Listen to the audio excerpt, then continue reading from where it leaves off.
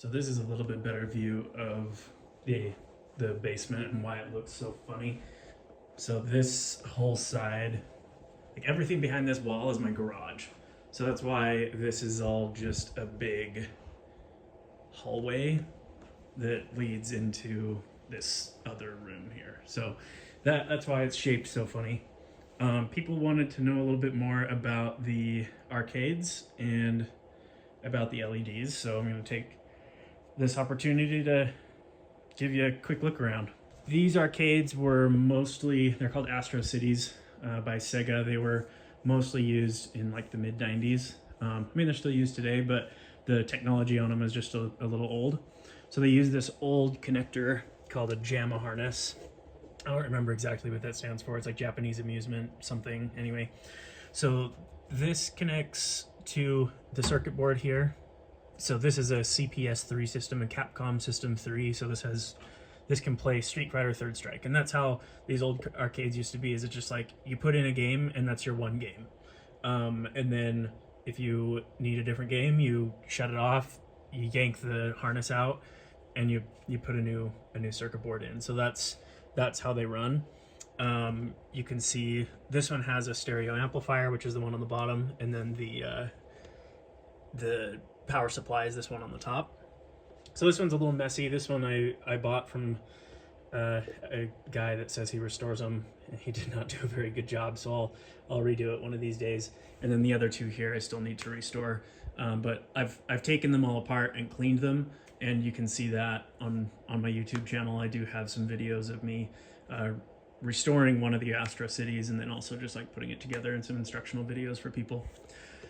So these do have, like I do have yen, if you want to use the yen to pay to play, but I mean most of these we just put them on free play and then people can just play as they go. So, but you do have the coin counter, got your money bucket here, and then you have like your play counter that shows how many plays. So this one's at 57,977. So anytime this triggers when it's on, that'll up the counter. But yeah, that's the basics of an Astro City. So these were kind of like the next generation of arcades. They incorporated flat panels, and they came with like computers basically. They're called the Taito Type X, or there's like Type 3 and all this kind of stuff. Yeah, these ones are pretty much just a computer, a screen, and an arcade stick. The only thing is, like, if you do want to play those old JAMA based games on these, they do make harnesses for them, and you have to purchase those, and then they only run at old standard definitions. But yeah, so this guy here, this one I'm actually running a PC in. When it boots up, it just boots into Steam, and then you can play whatever games I have on Steam. In these other ones, I have some Xbox 360s, and then the last one down there has a Mister. So the Mister project is actually running in two of these Astro Cities as well. The Mister stuff is great, and I use for these guys, I use what's called a Mistercade by a guy named, he goes by Mr. Add-ons. Highly recommend you look him up. He makes some great hardware for arcade stuff and just the Mister project. Mister's not just arcades.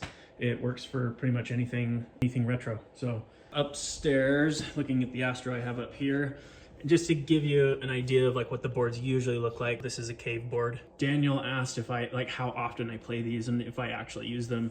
I actually use them quite a bit because games like this, you can play the emulated version, but sometimes the original just has better speeds. It's more precise, and so it's a lot more fun to play the original. And you know, if you're gonna plug it in, why not plug it into an arcade? So I do play these quite a bit. I'd say I get on them, you know, there's a couple weeks where I won't play them, but then there'll be a few weeks where I'm just like going at a game like crazy. With these older arcade games, the goal is to complete the game in a single credit. This is, I think, the only shoot 'em up game that I've actually gotten through in a single credit, but it's hard. It's really fun. It's a fun little challenge, and you have to practice, and it's nice when you don't have to spend money to practice. So yeah, that's kind of the idea. Okay, so more on the LEDs. They're a little washed out because of the camera, but these do act as like RPM lights, and then the back one is a brake light. So it's an RPM light normally, and then once I hit the brakes, it turns into a brake light. These also act as spotters. So if a car or multiple cars are passing by on your left or right, it should come up here, there you go. It will do that to kind of give you an idea of where those cars are next to you.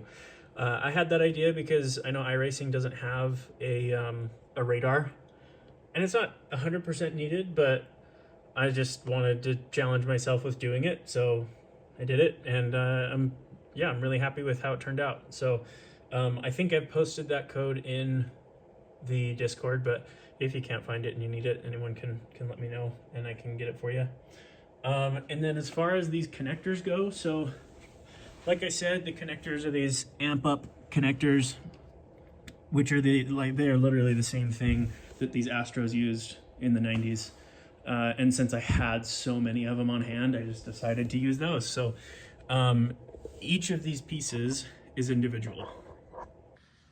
So this might be kind of tough to see because it's underneath my rig, but so you can see these wires coming out of this LED here, or this LED strip, and then it goes over into this strip here, and right there in the center, see if I can, right here, there's this this connector.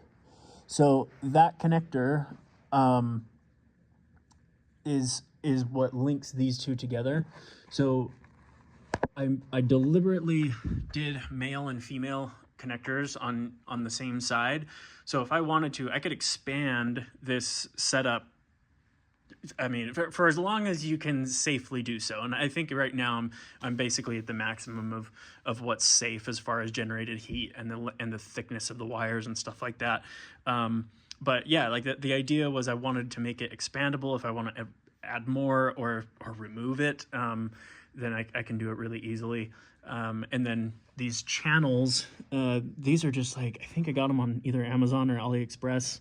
The channels look really good. Like, you don't see a lot of the LED pixels, the individual pixels themselves. So I was really happy to find these. They were pretty cheap. And then I mounted them. They come with these little clips that are supposed to like screw into a wall or something to that effect. But I printed out some little, what are they called? The T-nuts. I printed out some little T-nuts and I just attach the clips to that, and like these things literally just, I mean, if I can, let me do the back one maybe, like they literally just pop out. I say that, there you go. Yeah, so they just pop out, and then you can pop them right back in and you're back in business. Like it's pretty slick. So that's a fun system. I plan to document this a little bit more thoroughly, and I'll put it in a GitHub repository, but if people have questions, I'm happy to help out. I feel like it was worth the time, and it adds a really cool effect. People think that it might be distracting when you're driving, something like that, but it's actually so much in your peripheral vision that it doesn't bug you. And in fact, it's kind of nice because when you hit the rev limiter and you're focused on the two people either side of you and you're going 3 wide into a corner, those rev limiters can go off and kind of give you a better idea of, oh, I'm accelerating again, I need to shift. So yeah, it can actually be helpful. I haven't found it to be much of an issue. Yeah. One last thing I forgot that I just got kind of finished the other day is this. It obviously has a little bit of a sag I need to figure out, but this now has multiple pivot points, so it makes it a little bit easier to translate this and get it in front of you. I need to figure out how to get rid of the sag here, but when that's done, that'll be nice, because then I can actually sit at the rig and use it like a normal PC.